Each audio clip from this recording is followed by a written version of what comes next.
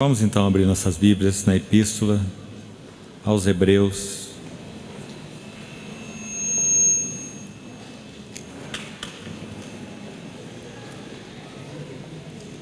Capítulo 3.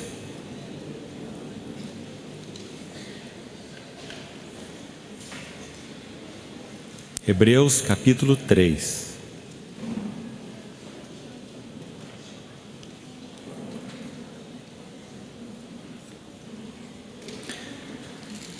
Por isso, santos irmãos, que participais da vocação celestial, considerai atentamente o apóstolo e sumo sacerdote da nossa confissão, Jesus, o qual é fiel àquele que o constituiu, como também o era Moisés em toda a casa de Deus.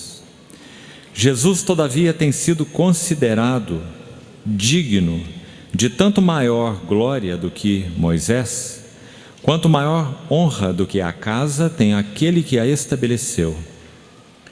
Pois toda casa é estabelecida por alguém, mas aquele que estabeleceu todas as coisas é Deus. E Moisés era fiel em toda a casa de Deus, como servo, para testemunho das coisas que haviam de ser anunciadas. Cristo, porém, como filho, sobre a sua casa, a qual casa somos nós, se guardamos firmes até o fim a ousadia e a exultação da esperança. Verso 14. Porque nos temos tornado participantes de Cristo, se de fato guardarmos firme até o fim a confiança que desde o princípio tivemos. Capítulo 4, verso 1 e 2. Temamos, portanto, que, sendo-nos deixada a promessa de entrar no descanso de Deus, suceda parecer que algum de vós tenha falhado. Porque também a nós foram anunciadas as boas novas, como se deu com eles. Mas a palavra que ouviram não lhes aproveitou, visto não ter sido acompanhada pela fé naqueles que a ouviram. Nós, porém, que cremos, entramos no descanso conforme Deus tem dito. Assim jurei na minha ira, não entrarão no meu descanso, embora certamente as obras estivessem concluídas desde a fundação do mundo. Verso 11. Esforcemo-nos, pois, por entrar naquele descanso, a fim de que ninguém caia segundo o mesmo exemplo de desobediência, porque a palavra de Deus é viva e eficaz, e mais cortante do que qualquer espada de dois gumes, e penetra até o ponto de dividir alma e espírito, juntas e medulas, e apta para discernir os pensamentos e propósitos do coração. E não há criatura que não seja manifesta na sua presença, pelo contrário, todas as coisas estão descobertas e patentes aos olhos daquele a quem temos de prestar contas. Vamos orar mais uma vez.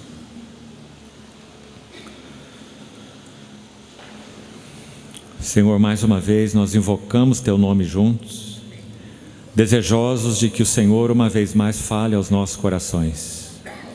Obrigado pela veracidade da Tua palavra. Obrigado pela vida que há nela. Obrigado pelo poder penetrante que há em Tua palavra. Pedimos que o Senhor a use de maneira contundente nos nossos corações, produzindo fruto para Ti mesmo. Esperamos em Ti, olhamos para Ti, dependemos de Ti. Supre-nos com tudo o que carecemos, para que Sua beleza, a beleza de Tua palavra, possa ser vista entre nós. Em nome do Senhor Jesus, oramos. Amém. O livro de Hebreus é um livro singular em muitos aspectos. Nós não sabemos nem mesmo quem foi o escritor humano dessa carta. Nós estamos absolutamente certos de que o seu escritor é o Espírito Santo, porque toda a palavra de Deus foi inspirada por Deus, soprada por Deus. O fato do próprio autor humano de Hebreus ser omitido torna a epístola um ganho imenso para nós. Por quê? Porque as exortações no livro de Hebreus são usadas na primeira pessoa do plural, nós. Quando nós ouvimos esse nós, por exemplo, no verso que acabamos de ler, verso 11 do capítulo 4, esforcemo-nos para entrar no descanso de Deus. Nós não sabemos quem está nos exortando. Muito provavelmente não foi Paulo que escreveu essa epístola. Há conjecturas para outros nomes? Não sabemos. Mas sabemos, sim, que foi o Espírito Santo e que essa é a palavra inspirada por Deus. Então, quando ouvimos essa primeira pessoa do plural, o ministério do Espírito Santo como o Deus exortador, o Deus encorajador, o Deus suportador, todas essas são palavras que traduzem o termo Paráclitos, aplicado para o Espírito Santo. É o suportador, o ajudador, o encorajador, o exortador e também o consolador. Quando nós ouvimos essa primeira pessoa do plural, nós estamos certos de quem está falando é o Espírito Santo, e Ele está nos exortando como aquele que é capaz de conosco nos conduzir à plenitude daquilo que Deus preparou para aqueles que são dele. Então, ouvir essas exortações no livro de Hebreus, nessa primeira pessoa do plural, é imensamente encorajador para nós. Porque precisamos entender algo aqui básico para podermos seguir. Preste atenção. Quando o Senhor Jesus completou sua obra na cruz do Calvário e derramou seu precioso sangue, a sua obra no que concerne à plenitude de nossa salvação não estava ainda exatamente realizada. Então me escute com cuidado para você não dizer que estamos falando heresia. Havia necessidade que após a cruz do Calvário, quando o Senhor Jesus fosse ressurreto, ascenso e entronizado, que o Espírito Santo fosse derramado. A obra de Cristo derramando o Espírito Santo é tão santa e necessária quanto foi a obra do Calvário. Extremamente importante você compreender isso. Nós temos o hábito de colocar o Calvário aqui e o Pentecostes aqui. Na verdade, nós deveríamos colocar assim, porque o Pentecostes é o complemento do Calvário. Não teria como Deus realizar, cumprir o seu propósito eterno sem o derramamento do Espírito Santo. Assim como não haveria possibilidade de Deus cumprir o seu propósito eterno sem o derramamento do sangue precioso do Senhor Jesus. Está claro isso, irmãos? Então, Gálatas capítulo 4 vai nos falar sobre estes dois envios. E talvez fosse bom abrir nossas Bíblias para conferir. E já voltamos a Hebreus, porque esse entendimento é básico para nós. Gálatas 4:4. Lá vai dizer que quando veio a plenitude do tempo, ou seja, na hora de Deus, no calendário de Deus, no momento designado por Deus, conhecendo a história como Senhor da história que Ele é, então vindo, porém, a plenitude do tempo, Deus enviou o seu Filho. Primeiro envio, Deus enviou o seu Filho. Para fazer o quê? Segundo esse texto, para resgatar os que estavam debaixo da lei. Para que mais? A fim de que nós recebêssemos a adoção de filhos. Então veja a expressão, Deus enviou. Quem? Seu Filho. Para quê? Resgatar. E para que mais? Recebermos a adoção de filhos. Esse é só o primeiro envio. Continue o texto. E porque vós sois filhos, Deus enviou aos nossos corações o Espírito do seu Filho, que clama, Abba, Pai. Dois envios nitidamente declarados. Deus enviou o seu Filho. Deus enviou o Espírito do seu Filho. Viu?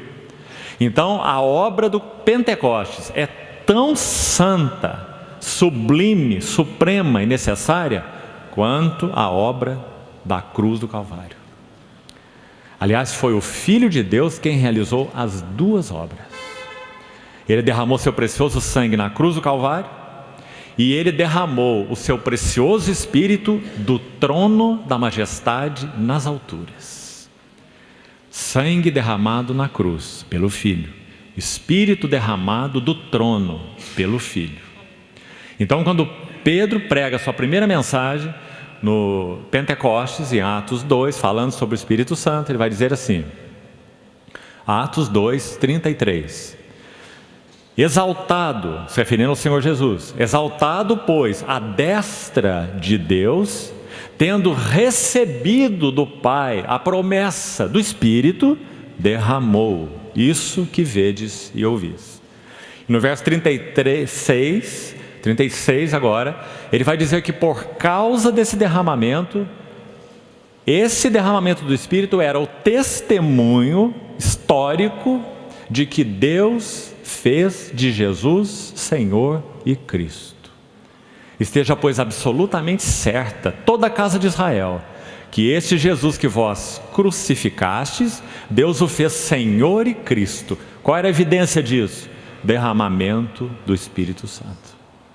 Então, que obra preciosa, completa, perfeita. Mais um detalhe, complementar. Jesus confiou a obra de conduzir a igreja à plenitude do seu chamamento ao Espírito Santo. Estritamente falando, Deus não confiou nada a nós. Estritamente falando, Deus não confiou nada a nós. A confiança de Deus não está em nós. A confiança de Deus e do Senhor Jesus está no bendito Espírito Santo. Ele foi enviado para realizar um trabalho que ele não falhará. Eliezer é um tipo dele, já falamos aqui mais de uma vez. E Eliezer, ao buscar Rebeca, ele cumpriu a plenitude daquilo para o que ele foi enviado, fazendo aquela promessa, colocando a sua mão embaixo da coxa de Abraão, jurando de que iria cumprir o seu propósito, iria até a terra da parentela, iria trazer de lá uma esposa para o seu filho Isaque, e fez aquele trabalho tão maravilhoso. Rebeca era uma estranha, ela não sabia nada de nada. Então, quando Eliezer chegou, discernindo o caminho de Deus, para que então essa esposa fosse identificada de alguma maneira, os detalhes são maravilhosos. Aquela mulher tirou algo como em torno de 2.000 litros de água para dessedentar 10 camelos, que comportam mais ou menos 200 litros cada um. Então ela dessedentou aqueles camelos e Eliezer foi discernindo que aquela era a serva que deveria ser conduzida a Isaque. Então ele começa seu trabalho de amor, figura preciosa do Espírito Santo. Ele vai acompanhando Rebeca primeiro até o seu lar, a casa de Betuel, seu pai, e de Labão, que aparece mais na história, o seu irmão. E mal sabia Eliezer onde ele estava pisando, casa do Jacó e a casa do Labão. E na jornada ele foi falando com Rebeca sobre Isaque. E coisa mais linda, aquelas expressões de Gênesis, porque elas estão lá nos primórdios. E nós vamos ver a correspondência exata que elas têm no Novo Testamento, quando nós abrimos alguns livros, por exemplo, capítulo 16 de João. Eliezer vai dizendo assim a Rebeca. Rebeca pergunta o nome dele, e ele omite seu nome. Ele não diz o seu nome em nenhum momento. Ele diz: eu sou servo de Abraão. Sabe por quê? Toda obra genuína do Espírito Santo chama atenção para Cristo e não para o Espírito Santo mesmo. Muito importante, porque ele foi enviado para glorificar Jesus. Se nós estamos nos movendo no Espírito, adorando no Espírito, servindo no Espírito, então Cristo está sendo centralizado, porque esse é o ministério do Espírito Santo. Nunca a obra do Espírito Santo é espiritocêntrica. Importante nós reconhecermos isso, porque de certa forma isso pode nos enganar. Então, quando Eliezer vai trabalhando o coração de Rebeca, ele também faz algo interessante. Ele coloca nela braceletes de ouro e colares de ouro. E ela, de certa forma, certamente, fica impressionada com aquilo, E Eliezer diz assim a ela: meu senhor Abraão é muito rico. Abraão é figura de Deus Pai. Mas aí ele completa assim: e ele deu ao seu filho tudo que ele possui. Que frase mais maravilhosa é essa? Sabe por quê? Porque Jesus, o verdadeiro Isaac, em João 16, verso 15, ele diz assim: tudo quanto o Pai tem é meu. Por isso eu disse que ele, o Espírito Santo, Jesus falando, há de receber o que é meu e vô-lo há de anunciar. Você viu o casamento verdadeiro aí? O Espírito Santo entregando à igreja, revelando à igreja as riquezas do Pai que são possuídas pelo Filho. Porque tudo que o Pai tem é meu, disse Jesus. Então, quando colocamos essas duas passagens juntas, que brilho nós temos ao vermos o trabalho do Espírito Santo. Em outras palavras, Deus confiou toda a realização da sua obra ao Espírito Santo, para nos conduzir à plenitude e à maturidade. Mais um detalhe ainda complementar: embora o Espírito Santo não irá falhar na sua obra de completar o propósito de Deus para com a igreja, Ele não fará sem nós. A obra do Espírito Santo não é como um rolo compressor passando por nossas cabeças e ignorando a nossa vontade, nem o que somos, nem o que realmente desejamos, nunca.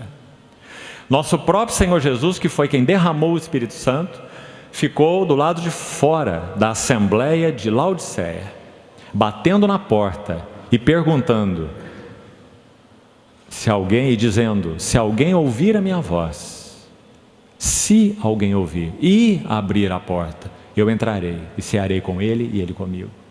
O Espírito Santo é todo poderoso, gentil. Ele realiza um trabalho de atração sobre nossas vidas.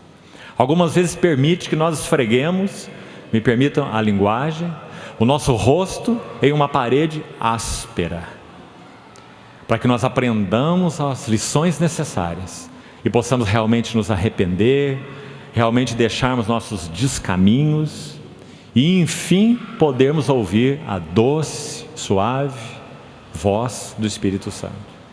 Não é por menos que ele é comparado a uma pomba. Não é por menos que Elias, quando estava na caverna do ego, todos morreram, eu sou o único profeta.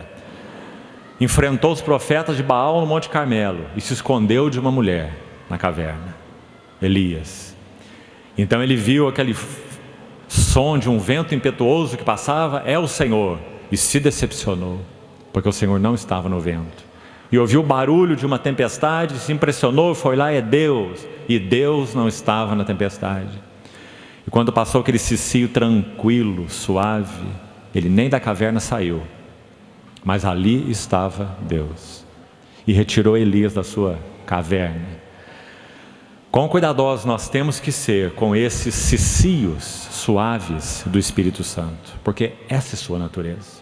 Ele não faz um trabalho avassalador conosco, assim o nosso Cristo. O mundo é sedutor, o mundo age sobre nós de uma forma avassaladora, o mundo quer vassalos, o mundo é sedutor, mas Cristo é amável, assim o Espírito Santo. Então, toda a confiança de Deus está na obra do Espírito Santo.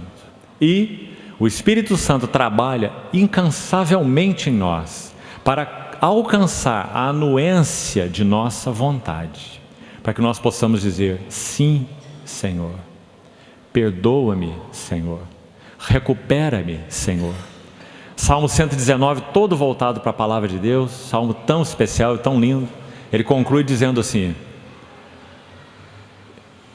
estou extraviado como uma ovelha desgarrada. Procura o teu servo, pois não me esqueço dos teus mandamentos. Que oração! Ainda extraviado, ainda desgarrado, o salmista, provavelmente Esdras, seja o autor do Salmo 119, o homem da palavra, Esdras. Ando desgarrado como ovelha, procura o teu servo, pois não me esqueço dos teus mandamentos. Então, a obra do Espírito Santo sempre buscará essa anuência da nossa vontade, do nosso desejo. Sempre a palavra é arrepende-te e volta, como nosso Senhor Jesus escreveu às igrejas do Apocalipse. Então, entendendo isso, essas exortações de Hebreus se tornam maravilhosas para nós. Não será nosso foco de estudo as 5 exortações de Hebreus. Nosso ângulo de abordagem desse livro é a casa de Deus e o sumo sacerdote. Mas só para que você saiba, muito rapidamente, o livro de Hebreus é descrito no capítulo 13, o último da epístola, no verso 22, como sendo uma única palavra, uma palavra composta, uma grande palavra, 13 capítulos, mas chamado no verso 22 do capítulo 13 de uma palavra. O autor, terminando o livro, diz assim: eu vos rogo que suporteis a presente palavra de exortação. O que é o livro de Hebreus? É uma palavra de exortação. Só que essa palavra de exortação é dividida em 5 palavras de exortação. Então, dentro do livro de Hebreus, nós temos 5 passagens exortativas. Qual é a finalidade da exortação? Quando o Espírito Santo, o exortador, o Paráclitos, nos exorta, o que ele quer obter de nós? Sempre 2 coisas. A exortação visa sempre, por um lado, nos encorajar. Sempre. A exortação é dada para nos encorajar. Ai de nós, pobres de nós, se o Espírito Santo não nos encorajasse. Toda a nossa suficiência tem que vir de Deus. Nós somos insuficientes em nós mesmos. Então, quando o Espírito Santo fala, a sua palavra é uma palavra encorajadora. A palavra que a geração do deserto ouviu, não lhes aproveitou, porque não foi misturada, acompanhada com a fé naqueles que ouviram. Mas nenhum problema com a palavra, problema com o coração deles. Porque a palavra de Deus é viva, habilitadora e é eficaz, cumpre aquilo para o que foi designada. Que preciosa palavra. Então, por um lado, toda exortação visa nos encorajar. Agora tem um segundo aspecto da exortação: advertir. Sempre.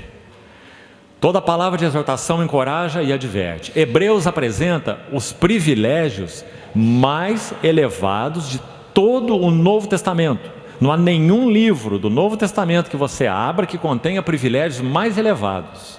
Por outro lado, e por isso mesmo, não há nenhum livro do Novo Testamento que contenha exortações mais profundas ou solenes, podemos dizer.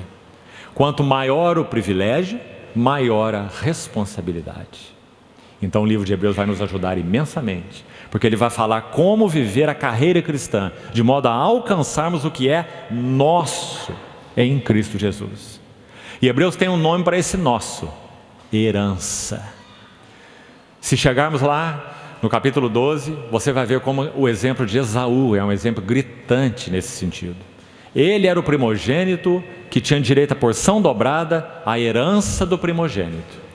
E ele então trocou aquilo por um repasto, vendeu o seu direito de primogenitura. Do que ele não se apropriou? Da salvação eterna, para usar uma linguagem do Novo Testamento. Da vida eterna? Não. Ele não se apropriou da herança, uma coisa distinta da outra. Nós que nascemos de novo já temos vida eterna, não entramos em juízo. Nosso querido irmão acabou de ler esse texto no início da reunião. Já passou da morte para a vida, não entra em juízo. Não são essas as questões. A questão é herança. Não é se vamos ser julgados, não vamos ser julgados. Nós não vamos ser julgados, nós já fomos julgados no que concerne ao nosso destino. Porque quando Cristo se ofereceu como nosso substituto, um morreu por todos, logo todos morreram. Mas a questão que está diante de nós é o Rei que está voltando e o reino do nosso Senhor Jesus Cristo. E para esses a palavra é: servo bom e fiel. Se fostes fiel no pouco, sobre o muito eu te colocarei. Entra no gozo do teu Senhor. Você tem, amado irmão, irmã, entendido isso com seu coração? Ou você é do tipo cristão que diz: tenho a vida eterna, estou salvo e salvo para sempre, livre da ira e da condenação de Deus e do fogo do inferno. Então agora estou aqui aguardando que Deus, se quiser, como quiser e quando quiser, faça alguma coisa a mais com a minha vida.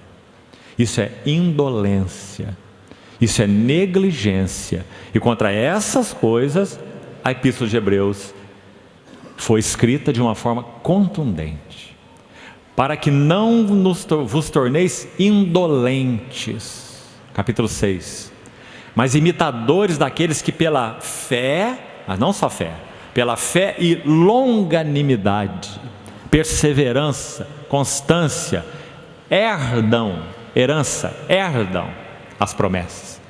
Irmãos, nós não herdamos vida eterna no sentido de regeneração, nós ganhamos de graça, gratuitamente, pela fé nós fomos justificados, Romanos 5. Mas com a herança é diferente.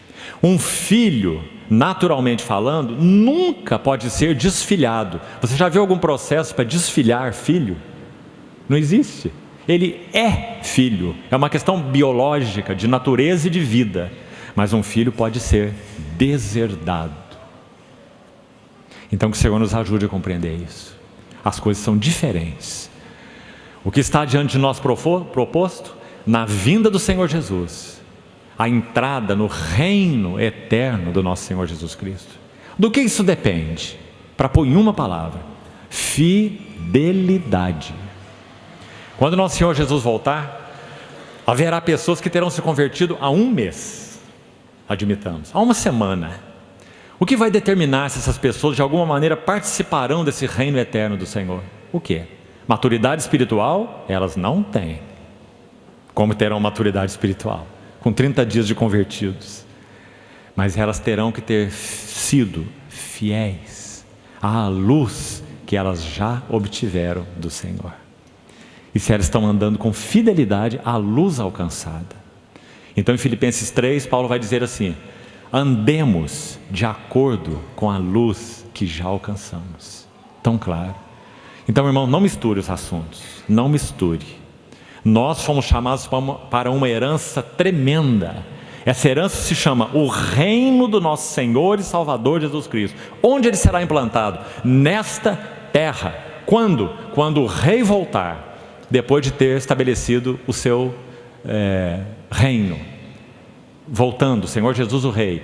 Quem são os que reinarão com ele? Os que são fiéis. Muito bem, servo bom e fiel. Foste fiel no pouco, sobre o muito te colocarei. Deixa eu citar uma ilustração linda para os irmãos nesse sentido e muito prática. Uma mãe amava o Senhor, uma história verdadeira. Uma mãe amava o Senhor e amava a obra do Senhor, a igreja do Senhor e os interesses do Senhor. Ela estava lavando louça em sua casa e orando: Senhor, eu te amo. Senhor, eu desejo tanto ser uma cooperadora tua em esferas maiores da tua obra, do teu reino. Enquanto ela lavava as louças e orava ao Senhor, a sua filhinha puxava sua saia, com uma bonequinha com o braço quebrado.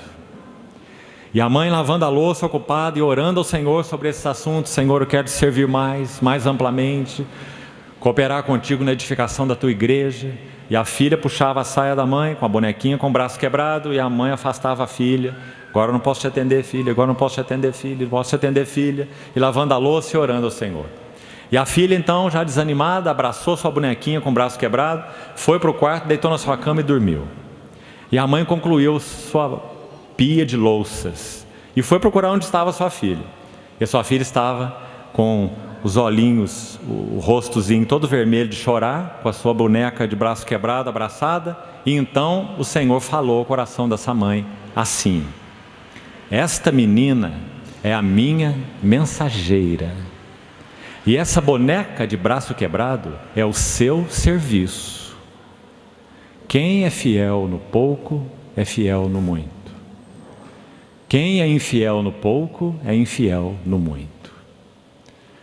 Nós somos responsáveis pelas esferas de serviço que o Senhor já nos tem confiado. Por causa do engano do nosso coração, nós temos, e por soberba muitas vezes, almejado esferas de serviço para os quais nós não estamos nem preparados. porque não somos fiéis na esfera que nós já estamos servindo. Então assim o Espírito Santo trabalha conosco, para gerar em nós resposta à luz recebida, para nos encorajar na fidelidade, para nos dar equipamento necessário nesse serviço, e se aprouver ao Senhor, Ele então irá ampliando e ampliando e ampliando as esferas de nosso serviço segundo sua soberania e segundo sua vontade. Isso compete só a Ele, não a nós. A nós compete a fidelidade. Então, irmãos, tendo dito isso, vamos voltar para o capítulo 3 de Hebreus, onde nós começamos a ler o assunto da casa de Deus e o trabalho do Espírito Santo na casa de Deus. O versículo 1 do capítulo 3 de Hebreus, sem dúvida, é um dos versos mais importantes de toda a carta. Por isso, santos irmãos que participais da vocação celestial, considerai atentamente o apóstolo e sumo sacerdote da nossa confissão, Jesus. O capítulo 1 de Hebreus é um capítulo dedicado a nos mostrar, primeiro, a glória do Filho. Nós não vamos, por limitação de tempo, falar das 7 glórias do Filho, dos versos 1 a 4. São maravilhosas. Só as citando, diz que esse Filho é o herdeiro de todas as coisas. Por Ele Deus fez o universo. Ele é o Criador, esse Filho. Ele é o resplendor da glória. Essa é a glória número 3. Ele é a expressão exata do seu ser. Essa é a número 4. Ele sustenta todas as coisas pela palavra do seu poder. Essa é a número 5. Ele fez a purificação de pecados. Essa é a número 6. E Ele se assentou à destra da majestade nas alturas. Essa é a 7ª. 7 glórias do Filho de Deus. Cada uma delas maravilhosa, porque mostra quem Ele é, como sendo o Filho. Então, a partir do verso 5, o assunto prossegue, agora, do capítulo 1, agora com citações do Velho Testamento, dizendo, pois a qual dos anjos, porque no verso 4 tinha dito, que por causa dessas glórias do Filho, por causa da obra que Ele fez de purificação dos pecados, por causa de assentar à direita da majestade nas alturas, Ele herda. Primeira vez que em Hebreus aparece a palavra herdar. Importante, porque nós estamos vendo que o próprio Filho de Deus, Ele herdou algo que Ele não tinha. O que Ele não tinha? Ele não tinha essa posição exaltada como Deus homem. Ele tinha sua posição de glória como Filho eterno, Deus de Deus, o Filho de Deus, eterno com Deus, sim.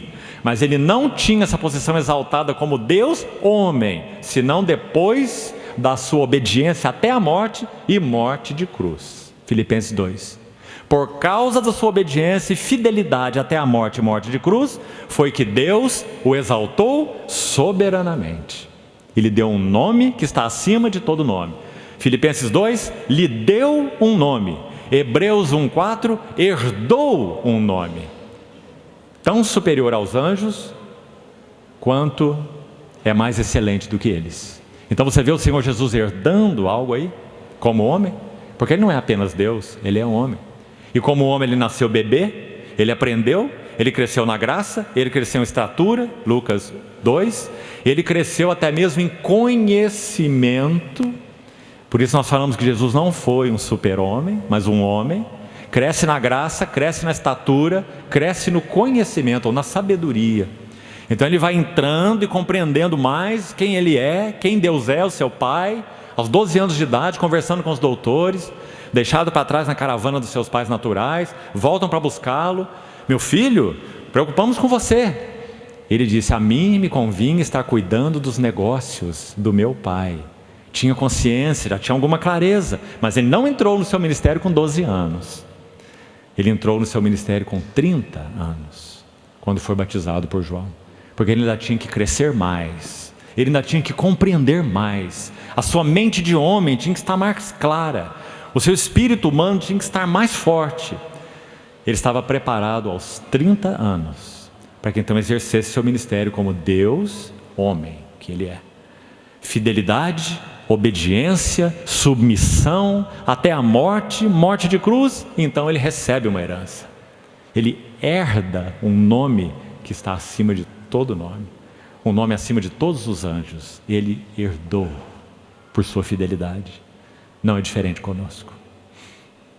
O livro de Hebreus vai dizer que nós também temos uma herança proposta, para lançar mão da esperança proposta, a qual temos por âncora da alma, segura e firme, e que penetra além do véu onde Jesus entrou. Tão clara a linguagem, irmãos. Que o Senhor nos ajude nesses dias a não fazermos confusão com essas coisas. Sabemos que nós já somos filhos, sim, isso já está resolvido. Mas enquanto um herdeiro é menor, em nada difere de escravo.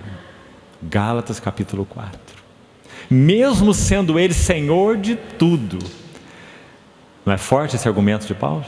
Mas ele tem que ser entregue por um tempo a tutores e curadores, até o tempo predeterminado pelo Pai, quando ele então tem a maturidade suficiente para entrar naquela cerimônia chamada ruios tesia. Ruios, filhos maduros. Essa tesia, colocação, pôr-se numa posição, assumir uma posição de filho maduro. É a palavra grega para filiação. Porque vós sois filhos, Deus enviou aos vossos corações o Espírito do seu Filho, que clama Abba Pai. Adoção de filhos, filiação, ruiostesia. Significa que o Espírito Santo veio morar em nós, nos regenerou, nos deu a vida de Cristo, e nós somos criancinhas, bebês espirituais. Na medida que o Espírito Santo encontra lugar para trabalhar em nós, na medida que a faca afiada da palavra, Hebreus 4,12, penetra em nosso coração por permissão nossa, porque nós apresentamos nossos corpos como um sacrifício vivo, santo e agradável a Deus. Então nós nos abrimos e oramos: envia a tua luz, envia a tua verdade, Senhor. Na tua luz vemos a luz, santifica-me na verdade, tua palavra é a verdade. Esse é o trabalho da cruz pela palavra, com anuência nossa. Então a palavra de Deus vai entrando, penetrando, julgando, separando. Isso é alma, é puramente alma. Parece divino, parece interessante, chama atenção, mas é alma em ação, alma na pregação, alma na adoração, alma no louvor, alma perigosa. Mas à medida que a palavra vai penetrando, nós vamos entendendo o que nasce da alma e o que nasce do Espírito. Dividir alma e Espírito. O que importa para Deus é a fonte. Se nasce no Espírito ou se nasce na alma. Graças a Deus pela alma. Como já falamos no corpo, a respeito do corpo, o mesmo é verdadeiro para a alma. A alma é o melhor servo que nós temos e é o pior patrão. Quando nós somos governados pela alma, nós somos aniquilados. Emoções, sentimentos, desejos, pensamentos vãos.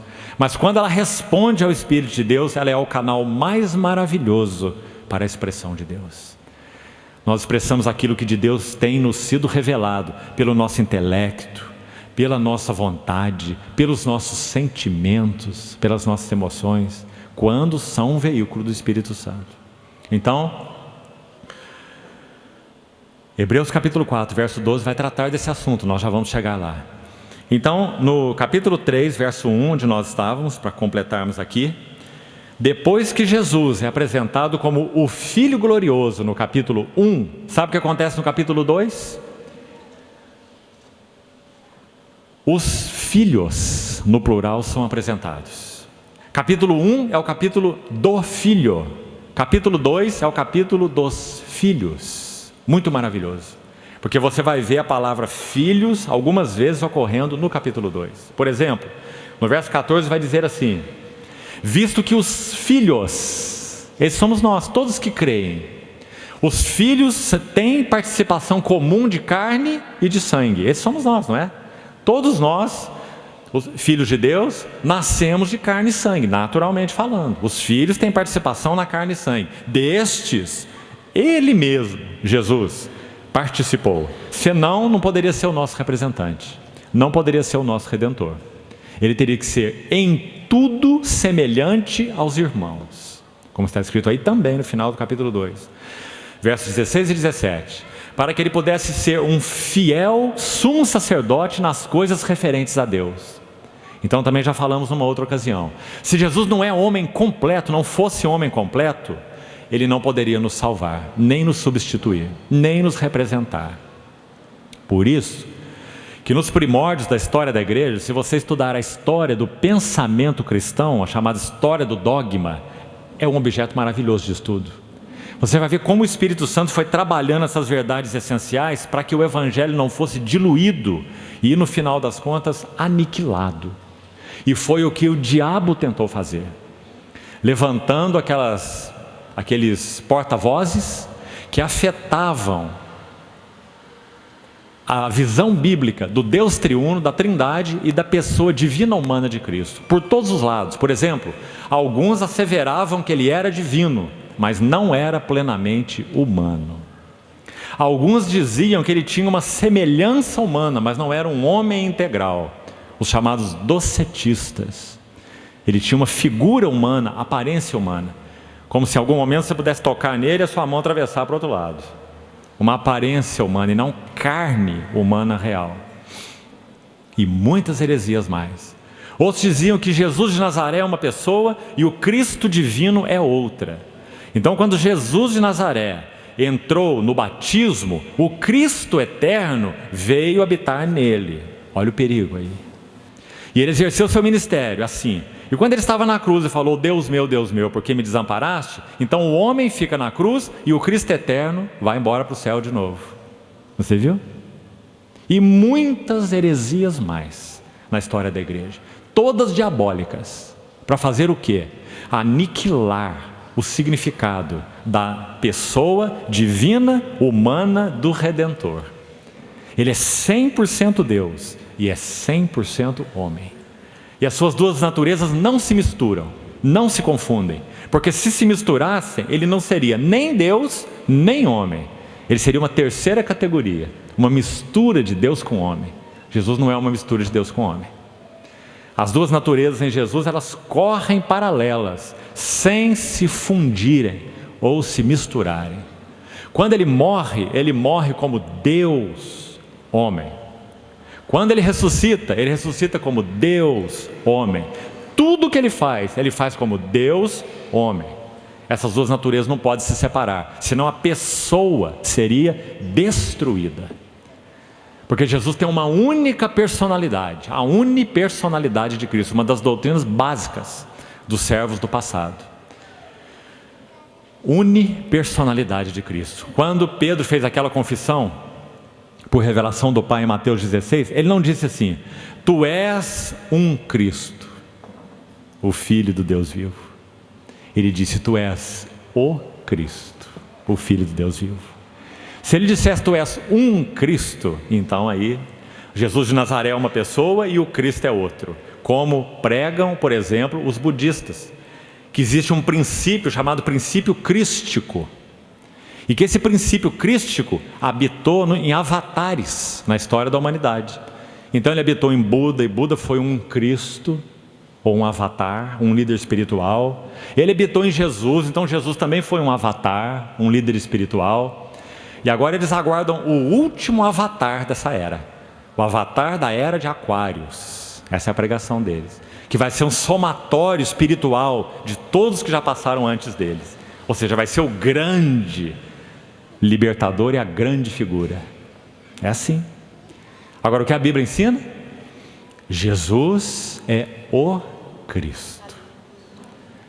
Ou seja, o Filho eterno se fez carne e habitou entre nós, uma única vez e por todas. E sabe o que ele fez? Ele tomou a natureza humana que ele recebeu a partir do ventre de Maria. Preste atenção. E sabe para onde ele conduziu essa natureza humana? Para o trono da majestade nas alturas.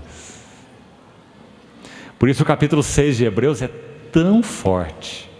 Capítulo 6 vai dizer que nós temos uma esperança que nos foi proposta, que está além do véu, que em Hebreus é o Santo dos Santos, é a presença imediata de Deus, da glória de Deus.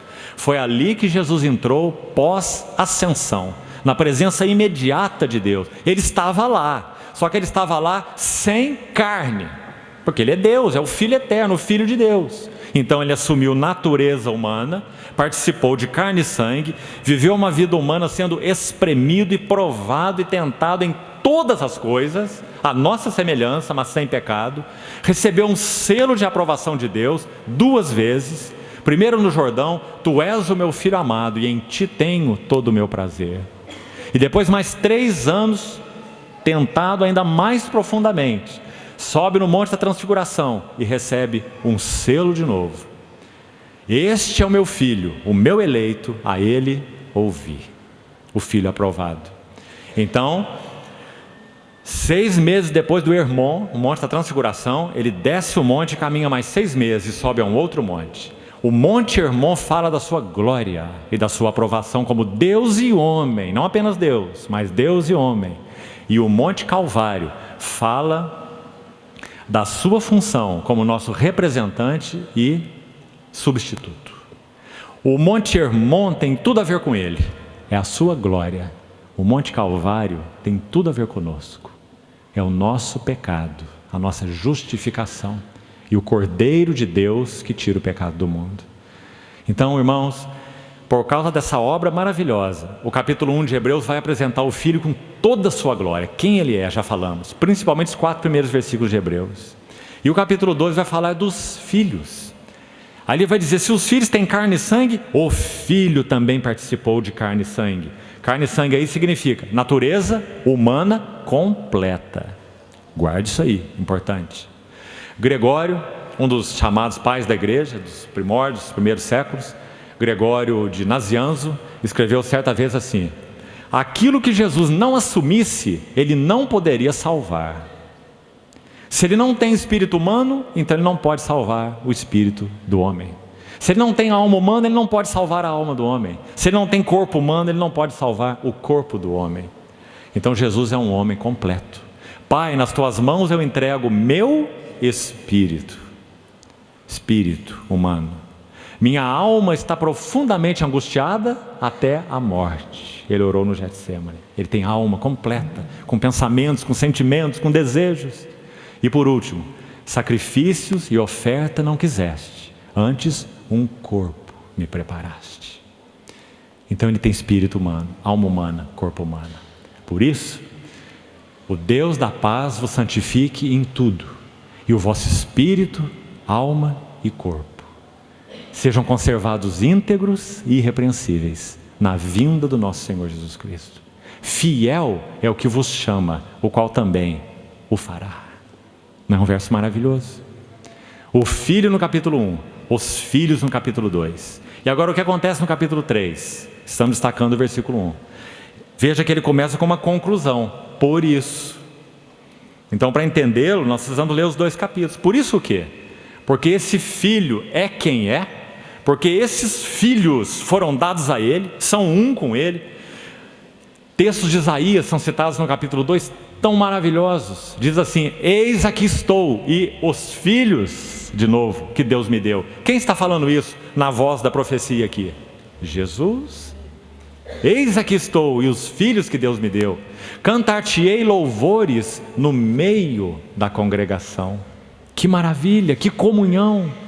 Irmãos, quando nós estamos partindo o pão, ajude-nos o Senhor, para que nós recuperemos a realidade espiritual do partir do pão.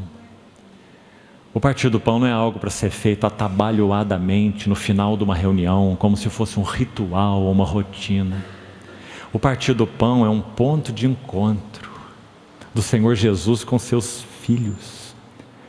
No partir do pão, o Senhor Jesus, reunindo com a sua congregação, ele canta louvores ao Pai no meio da congregação. No partir do pão, o Senhor Jesus deseja comunicar através dos elementos um senso profundo de pertencimento a Ele e Ele a nós, no partir do pão.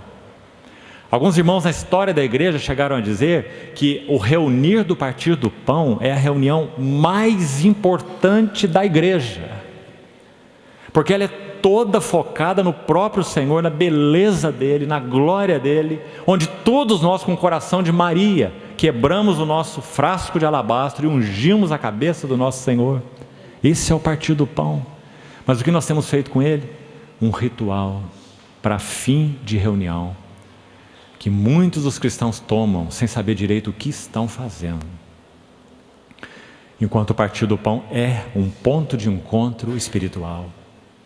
Que o Senhor nos ajude nisso, irmãos. Ajude suas assembleias.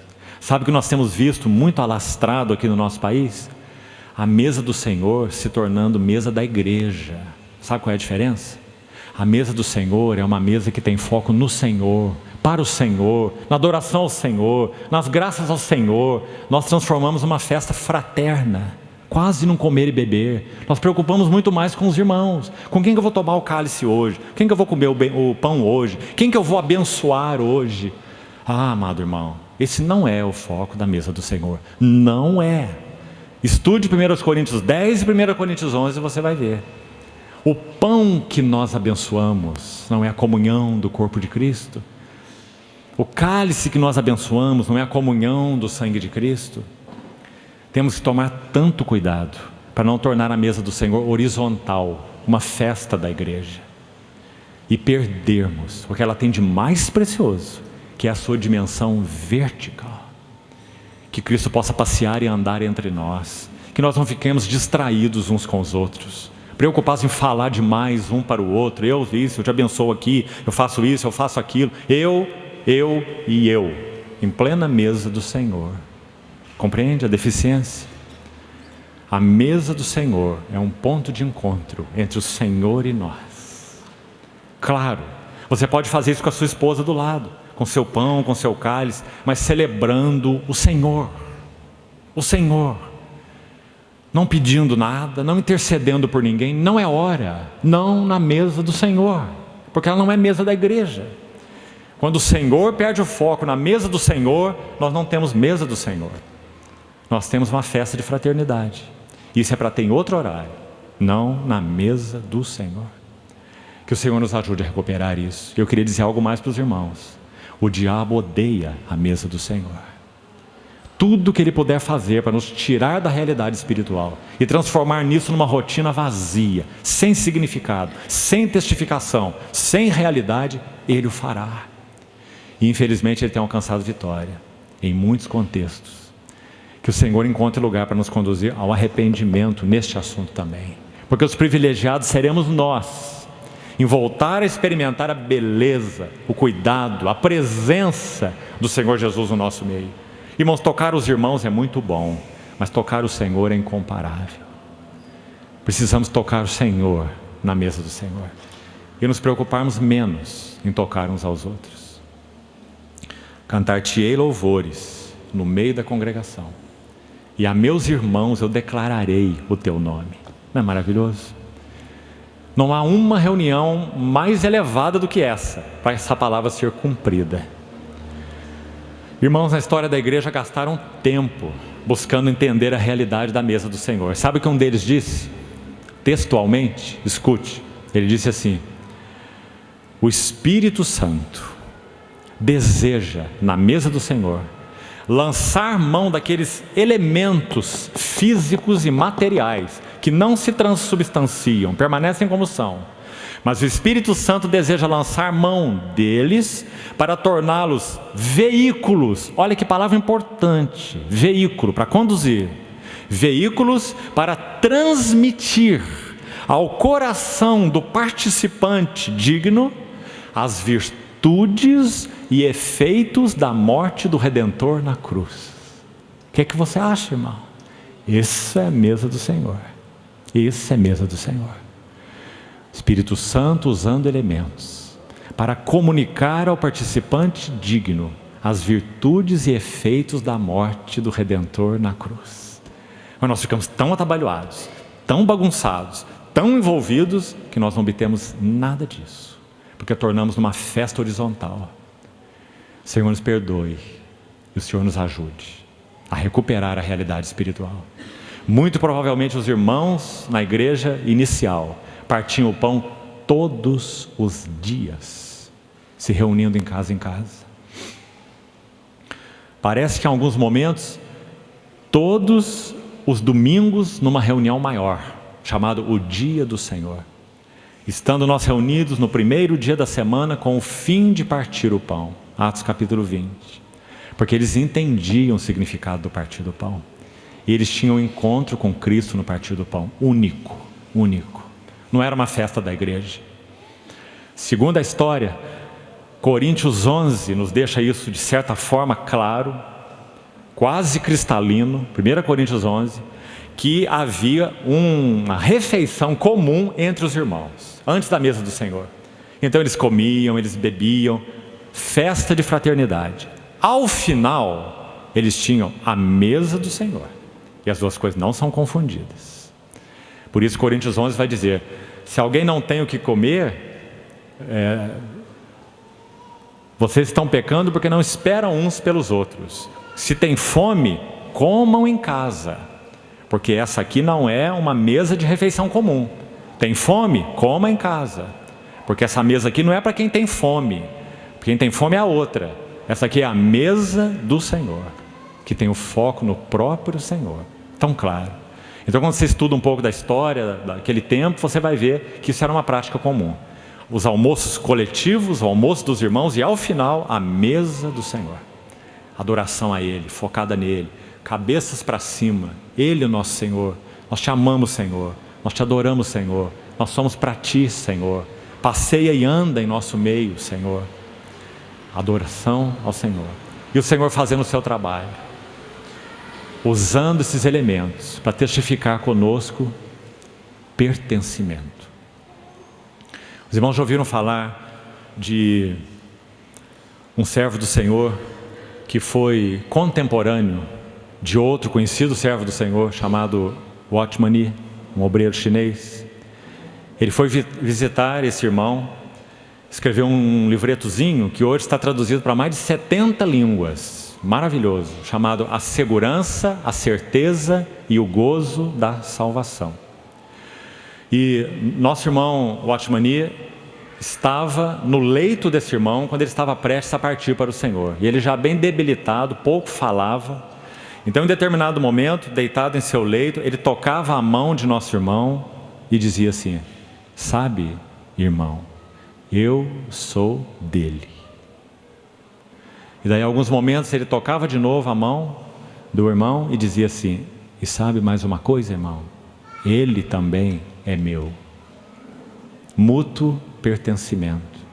Essa é a voz da esposa em Cantares. Eu sou do meu amado e o meu amado é meu. Sobretudo é isso que o Espírito Santo deseja comunicar a nós na mesa do Senhor. Mas nós perdemos isso tudo porque nós ficamos num frenesi, ocupados uns com os outros. Que o Senhor nos ajude nisso. Então, fechando parêntese, o capítulo 3 de Hebreus vai dizer que esses santos irmãos, que já foi explicado no capítulo 2, eles participam de uma vocação celestial. Que expressão! Aqui ele está começando a entrar no assunto da casa de Deus. Nós já lemos o texto, você viu que ele menciona a casa de Deus aqui 2 vezes, até o versículo 6, 2 vezes. Então ele já está introduzindo esse assunto com essa frase, dizendo que a casa de Deus é composta de quem? São santos, porque eles foram separados pelo Senhor. Eles eram do mundo, mas agora não são do mundo, como nosso Senhor também não é. Santos. São irmãos, porque são irmãos dele, o primogênito, e são irmãos entre si. Santos irmãos. Eles participam, é uma palavra importante em Hebreus. Não tem relação nenhuma com assistir alguma coisa, mas sim com integrá-la. Eles participam de uma vocação celestial. O que significa vocação celestial? Nossa pátria está nos céus. O Espírito Santo começou um trabalho em nós aqui, que ele vai completar ali. Nós somos cidadãos celestiais, cidadãos do reino de Deus. Nós temos um caráter do reino, o estatuto do reino, disponíveis a nós. Então, vocação celestial. Qual é a tarefa desses santos irmãos que participam dessa vocação? A palavra usada aqui, muito significativa, é a palavra considerai. Ela é uma palavra oriunda da astronomia, não da astrologia, viu? Cuidado aí, astrologia é uma ciência espúria. A astronomia, essa palavra considerai, então, A ideia é se instalar um telescópio para se estudar um astro por longas horas, meses, às vezes anos. O trabalho dos astrônomos. Então ele está dizendo que se nós queremos correr uma jornada acertada e sermos edificados casa de Deus, nós temos que ter primeiro um telescópio bem instalado. Que telescópio é esse? É estarmos com os nossos olhos fixos no Senhor Jesus, olhando firmemente para Jesus. Capítulo 12, o autor e consumador da fé. Então diz: considerai, instale o teu telescópio e não deixe ninguém desviar o foco de sua atenção, por nada, nem na obra de Deus, nem na igreja de Deus, nem no serviço a Deus, nem no seu trabalho, nem em nada. Considerai atentamente o apóstolo e sumo sacerdote de nossa confissão. Como que Jesus é apóstolo? Apóstolo significa enviado. Senhor Jesus foi enviado do Pai a nós, ao mundo. Vim do Pai e entrei no mundo, são as palavras dele. Por isso ele é apóstolo. E sumo sacerdote? Caminho contrário. Concluindo a sua obra como apóstolo, se oferecendo na cruz do Calvário, ele toma lugar como sumo sacerdote. A partir daí, o que ele continua fazendo? Hebreus 7:25. Ele vive sempre para interceder por nós. Para quê? Hebreus 2:10, confira aí. Porque ele está conduzindo muitos filhos à glória. Hebreus 2:10. Então, irmão, queria mostrar algo para os irmãos aqui, muito precioso. Abra o livro de Hebreus, por favor, no capítulo 7, verso 25. Esse aqui é considerado por muitos como o verso-chave de Hebreus. Na verdade, podíamos dizer que é um dos versos chaves. Pelo menos 3 versos nessa epístola que são extremamente chaves. Esse é um deles. Diz assim: por isso também ele pode salvar totalmente. Salvar totalmente. Guarde essa expressão aí. Os que por ele se chegam a Deus, vivendo sempre para interceder por eles. Alguns detalhes aqui. Primeiro, por isso ele pode salvar. Por que ele pode salvar? De onde vem esse por isso? O que está atrás desse por isso? Verso 21. Mas este com juramento por aquele que disse, esse se referindo a Jesus, o Senhor jurou e não se arrependerá, tu és sacerdote para sempre. Por isso mesmo Jesus se tem tornado garantidor, fiador de uma superior aliança. Ora, aqueles sacerdotes do Velho Testamento, eles são feitos sacerdotes em maior número, porque eles são impedidos pela morte de continuar. Não é uma frase tremenda? São homens mortais, figuras, sombra. Chegou a morte, que vem o seu filho, o próximo. Jesus venceu a morte.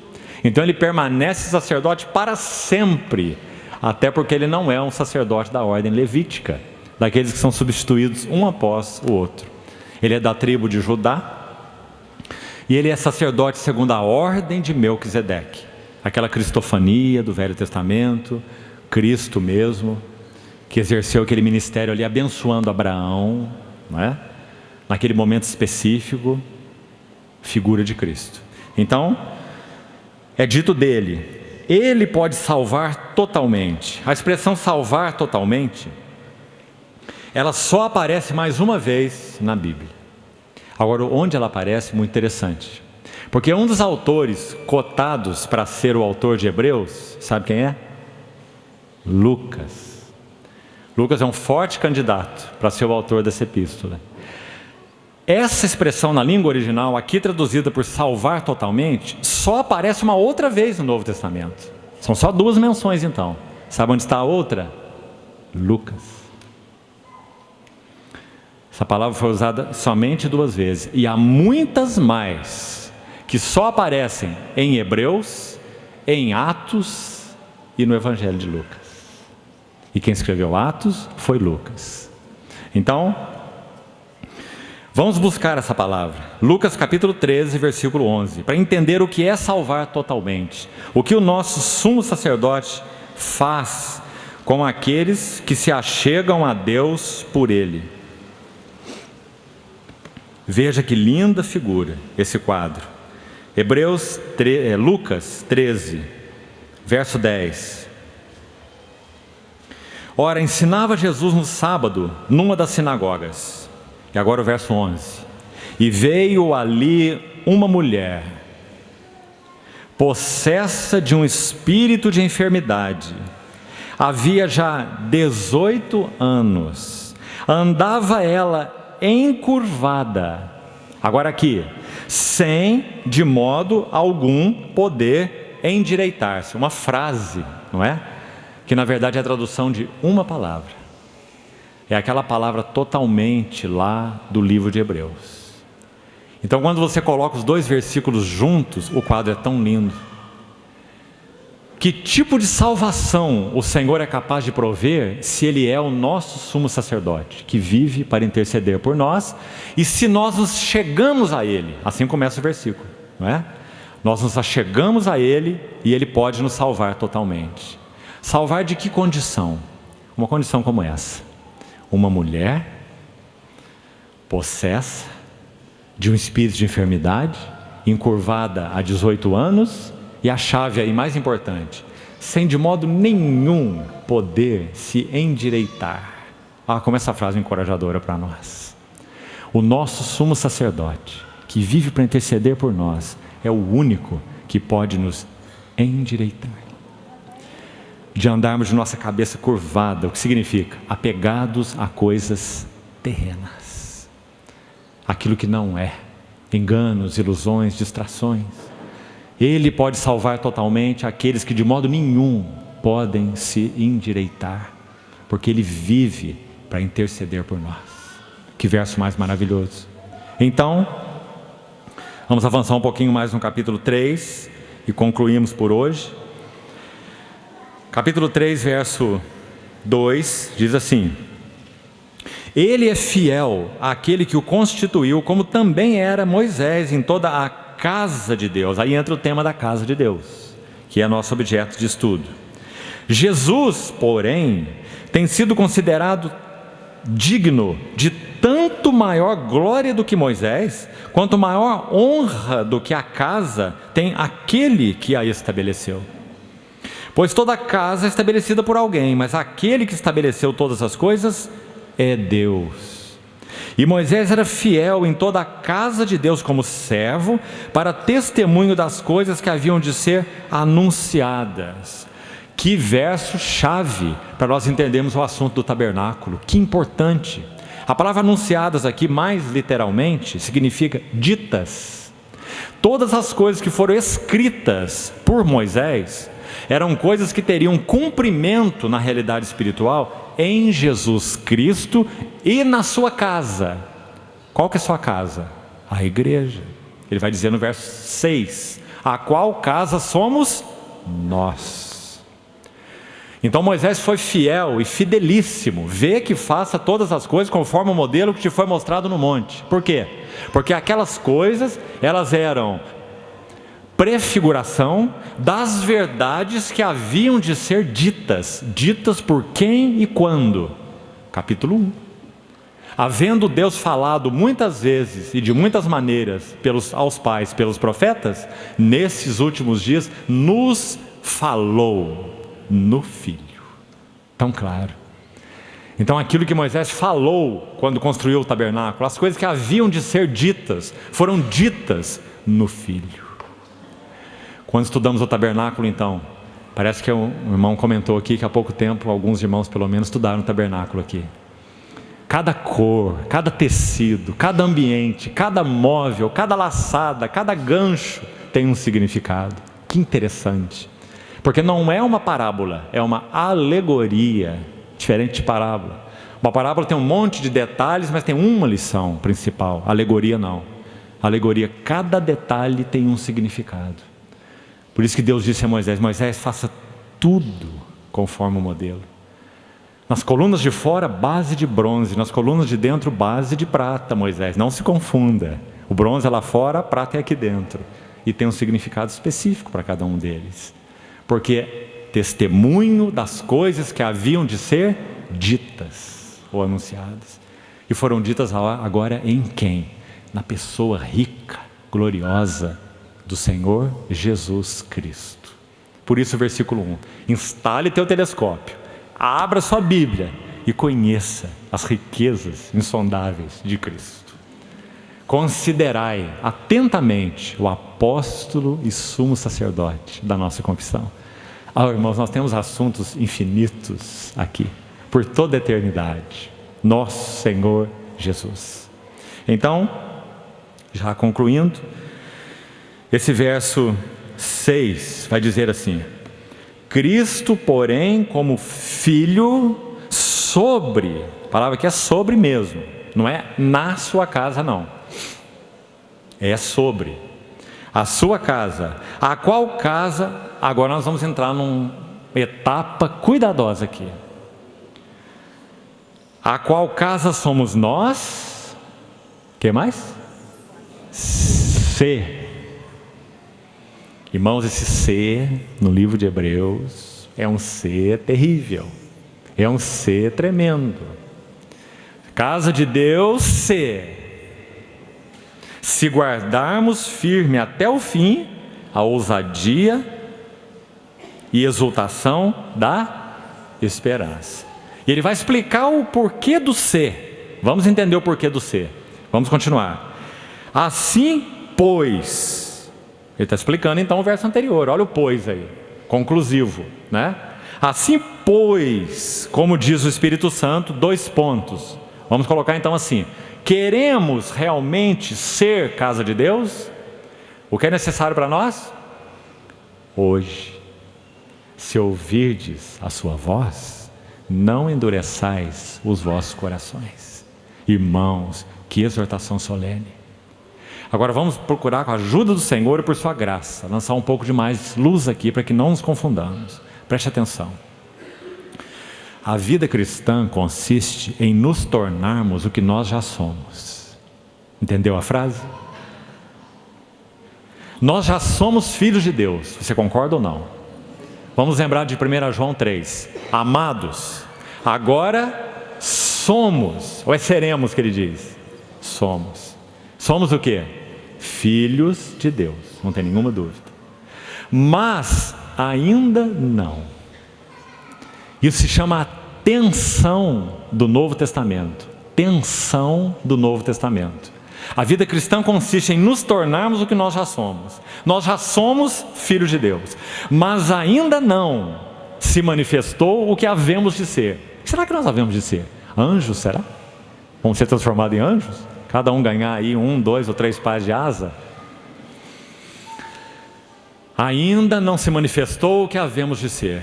Mas quando Ele se manifestar, a sua segunda vinda, nós seremos semelhantes a Ele, porque havemos de vê-lo como Ele é. Em outras palavras, plenitude de filiação. Ficou claro? Somos filhos, mas somos filhos crianças. Por mais maduros que sejamos nesse sentido, somos crianças. Seremos introduzidos na plenitude da nossa filiação quando o Rei voltar e nós estivermos face a face com Ele. Viu? Então nós vamos nos tornar o que nós já somos. Já somos filhos e nos tornaremos filhos plenos. Ficou claro? Casa de Deus, a mesma coisa. Por um lado, Paulo escreve aos Coríntios assim: vós sois, ele não diz sereis. Ele diz, vós sois santuário de Deus, ou casa de Deus, porque o Espírito de Deus habita em vós. Se alguém destruir o santuário de Deus, Deus o destruirá, porque o santuário de Deus, que sois, não é sereis, sois vós, é sagrado. Está tudo claro, somos. Mas no livro de Hebreus, ser. Por quê? Mesmo assunto da filiação, individualmente falando. Vamos explicar com a linguagem de Pedro, e acho que vai ficar claro. Pedro fala assim: chegando-vos para Ele, a pedra que vive, Jesus, rejeitada pelos homens, mas para com Deus, eleita e preciosa, também vós mesmos, como pedras que vivem. Então o que nós somos? pedras que vivem, participando da vida dele. Ele habita em nós, nós habitamos nele. Mas como pedras que vivem, nós ainda não somos, corporativamente falando, casa. Como pedras que vivem, 1 Pedro 2,5, sois edificados, casa espiritual, para serdes, viu, futuro, sacerdócio santo, e oferecerdes sacrifícios espirituais agradáveis a Deus por meio de Jesus Cristo. Talvez esse texto deixe tudo claro. Então ainda vamos colocar a mesma verdade ainda com outras palavras, para não ficar nenhuma dúvida. Nós já somos pedras, assim como Cristo é a pedra viva. Nós somos pedras vivas. Mas no templo de Deus, essas pedras têm que ser aparadas, como foi no templo de Salomão, a pedra lascada e trabalhada lá na pedreira, para quando fosse trazida para o templo não houvesse barulho de ferramentas na casa de Deus. Não o trabalho do homem. A figura visa exemplificar isso. Então a pedra era trabalhada lá na pederneira onde ela foi cortada, aparada, preparada e trazida para a edificação da casa, porque ela teria que ter condições de ser encaixada e justaposta. Então Efésios vai dizer assim: pelo auxílio de toda junta e segundo a justa cooperação de cada parte, efetua o seu próprio aumento para a edificação de si mesmo em amor. Assim nós somos constituídos casa de Deus. Ficou claro agora, irmão? Se você compra um terreno para construir a sua casa, passa a escritura, o terreno é seu, escritura de propriedade, e o arquiteto diz que você precisa de 20 mil tijolos, 20 milheiros. Você compra as pedras, os tijolos e põe no teu terreno. Você não pode chamar o seu amigo e dizer: vamos lá no meu terreno conhecer a minha casa. Você não tem casa. Você tem um terreno com escritura de propriedade e 20 mil pedras não edificadas, não justapostas, não aparelhadas. Quando Jeremias escreveu as suas lamentações, a casa de Deus havia sido destruída. Sabe o que ele fala? A palavra-chave de Lamentações de Jeremias, 5 capítulos, é a palavra como. Como se escureceu o ouro, ponto de exclamação. Como se mudou o ouro refinado. Como estão espalhadas pelas esquinas de todas as ruas as pedras do santuário. Ah, que exortação de Jeremias para nós. Se nós não somos edificados juntos, nós somos pedras do santuário espalhadas. Deus não tem casa. Ele habita em um aqui, Ele habita em um ali, Ele habita em outro lá, Ele habita em todos nós. Mas se nós não somos edificados juntos, Deus não tem casa. Ele não tem um sacerdócio santo. Ele não tem um reino de sacerdotes que ministra a Ele. Nós não estamos falando de louvor e adoração aqui, estamos falando de muito mais, de serviço a Ele. Pedras justapostas e edificadas juntas. O Filho sobre a sua, Cristo porém como Filho sobre a sua casa. A qual casa somos nós, se guardamos até o fim a ousadia e a exaltação da esperança. Assim, pois, como diz o Espírito Santo, qual é o instrumento que Deus usa para preparar as pedras para que possam ser edificadas juntas e se tornar uma casa para Deus? Hoje, se ouvirdes a sua voz, não endureçais os vossos corações. Em outras palavras, a não ser que o Espírito Santo tenha liberdade de usar a palavra viva e eficaz em nossos corações e vidas, não haverá casa para Deus. Haverá um monte de indivíduos convertidos. Viu a diferença? Um monte de indivíduos convertidos, não uma casa para Deus. Então, segundo a linguagem de Hebreus, a casa de Deus não é automática. A casa de Deus é edificada, assim como na linguagem de Pedro, dependendo do quanto nós estamos ouvindo e respondendo à voz do Espírito Santo. Hoje, se ouvirdes a sua voz, não endureçais os vossos corações, como foi na provocação, no dia da tentação no deserto, onde os vossos pais me provaram, me tentaram e viram as minhas obras por 40 anos. Por isso eu me indignei contra essa geração e disse: estes sempre erram no coração. Eles também não conheceram os meus caminhos. Então jurei na minha ira: não entrarão no meu descanso. Nós vamos entrar em detalhes sobre isso aqui não, mas é importante você saber. O descanso mencionado em Hebreus, o descanso sabático de Hebreus, se refere ao reino milenar, o reino do nosso Senhor Jesus Cristo. Nós somos chamados para entrar neste descanso do 7º dia, o reino de Deus, o reino do nosso Senhor Jesus Cristo, o reino que será trazido na vinda do Rei. Muito importante, irmão, ver isso, porque nós somos cristãos confusos, dormentes, indolentes, negligentes. Nós cruzamos o braço como Esaú. Então, tende cuidado. Não gostamos muito de ouvir isso, né? É melhor ler Romanos. Justificados, pois, pela graça, temos paz com Deus por meio de Jesus Cristo, do que ouvir um tende cuidado, não é?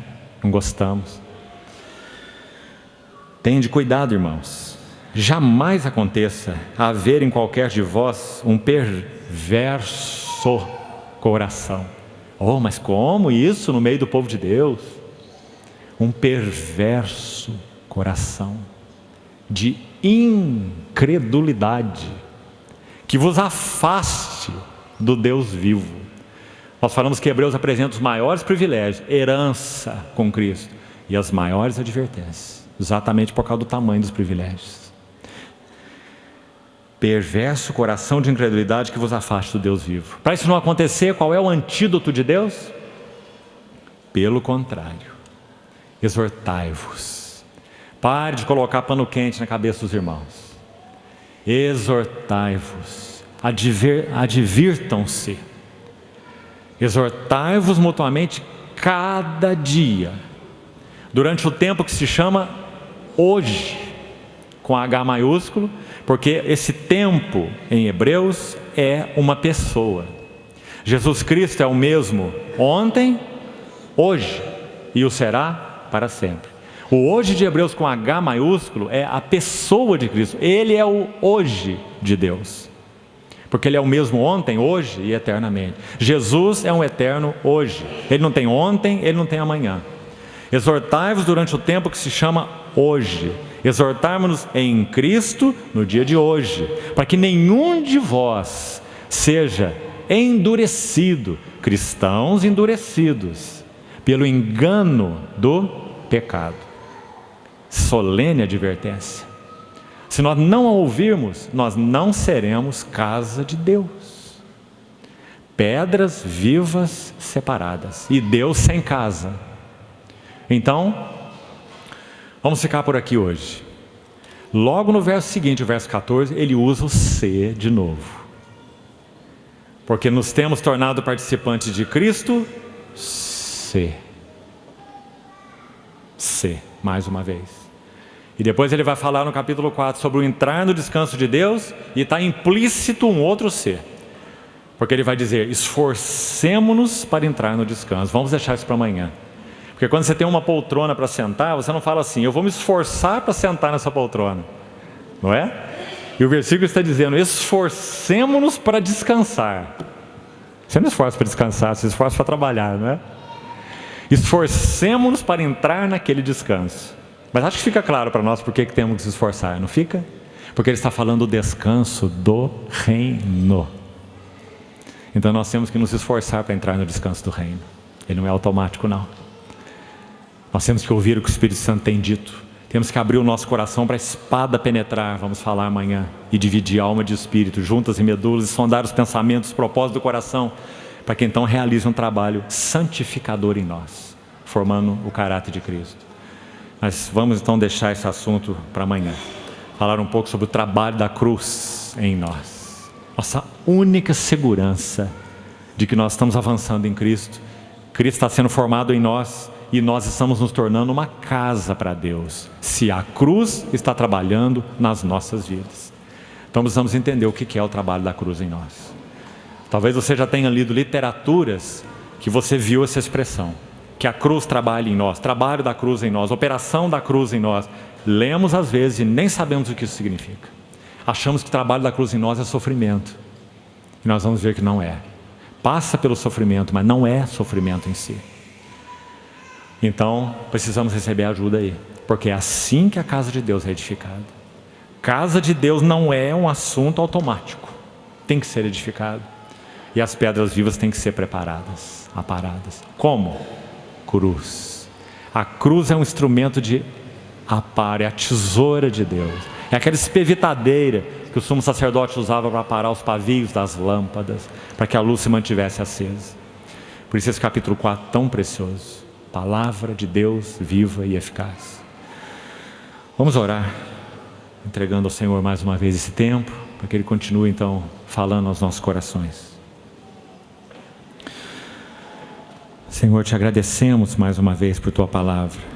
Obrigado, porque realmente ela é viva, realmente ela é eficaz, ela é a verdade. Senhor, ajuda-nos a compreendê-la, dá-nos iluminação espiritual. Sobretudo, Senhor, trata com o que em nós for negligente, indolente, preguiçoso, indiferente, te pedimos. Obrigado pelo trabalho fiel do Teu bendito Espírito Santo, que tem despertado em nossa geração um povo que Te deseja. Te pedimos, Senhor, trabalha a Sua palavra em nós de tal maneira que, se necessário, o Senhor nos perturbe, para que nós, enfim, sejamos realmente despertados por Ti e para Ti, para que o Senhor obtenha o Teu descanso e nós entremos no nosso descanso. Te pedimos, Pai, em nome do Senhor Jesus. Amém.